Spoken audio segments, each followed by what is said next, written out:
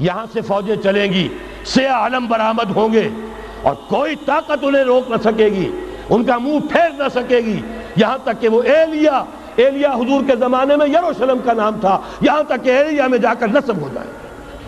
گویا کہ یہ جو ہمارے ہاتھ سے نکلا ہے قبضے سے، پہلے بھی عربوں کے ہاتھوں سے نکلا تھا بیت المقدس، یروشلم، عرب واپس نہیں لے سکے تھے۔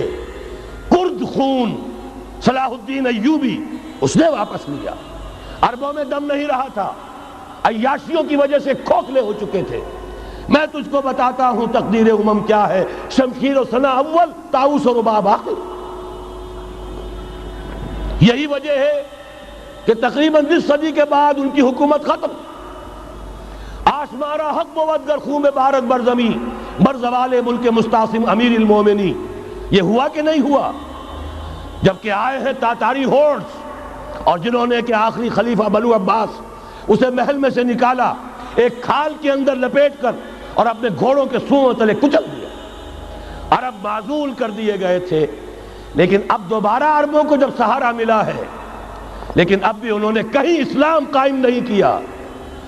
کوئی روس کا غلام رہا، کوئی امریکہ کا غلام رہا، کسی نے اس کا ساتھ دیا، کسی نے اس کا ساتھ دیا۔ تہذیب ہے تو مغربی، تمدن ہے تو مغربی، وضع میں تم ہو نصارہ تو تمدن میں ہنود۔ یہ مسلمان ہیں جنہیں دیکھ کے شرمائے یہود۔ یہی معاملہ جب ان کا ہوا تو اب اللہ تعالیٰ کی طرف سے ان کے اوپر وہ عذاب کی بھٹی گرم ہونے والی ہے۔ لیکن اس کے بعد پھر یہاں سے جائیں گے وہ جو ان کی مدد کریں گے، اور یہ ایلیا کو واپس لینے والے یہ مشرق سے چلنے والے لشکر ہوں گے۔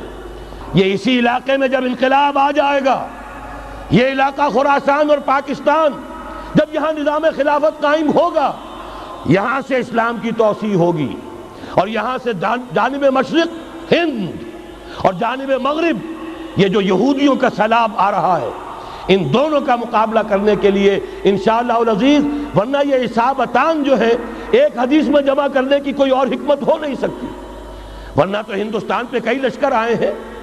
لیکن یہ کہ در حقیقت اسی وقت جب کہ عالم عرب میں وہ بھٹی دہکے گی، اسی وقت یہاں انقلاب آ چکا ہوگا۔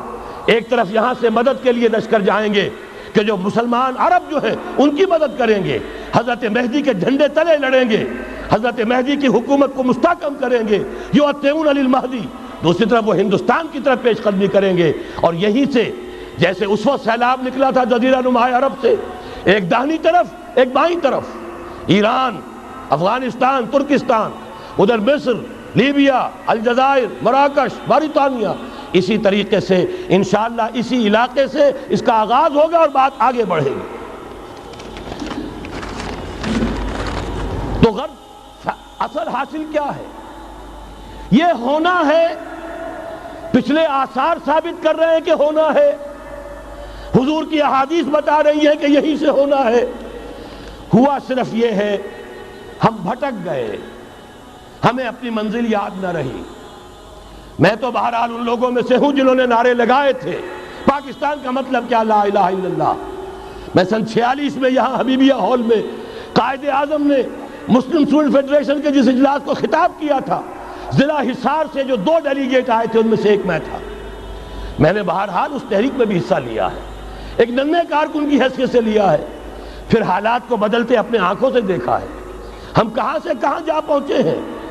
ضرورت صرف اس بات کی ہے کہ آج ہمارا حال یہ ہے، ہماری قیادت، ہماری سیاست ان لوگوں کے ہاتھ میں ہے کہ وہ فریب خوردہ شاہی کے پلاح و کرگسوں میں اسے کیا خبر کہ کیا ہے، تب وہ تاب جاویدانہ۔ ان کی تہذیب مغربی، ان کی ذہنیت مغربی، ان کی وضاقتہ مغربی، ان کا تمدن مغربی، ان کی سوچ مغربی، ان کے سارے اطوار مغربی۔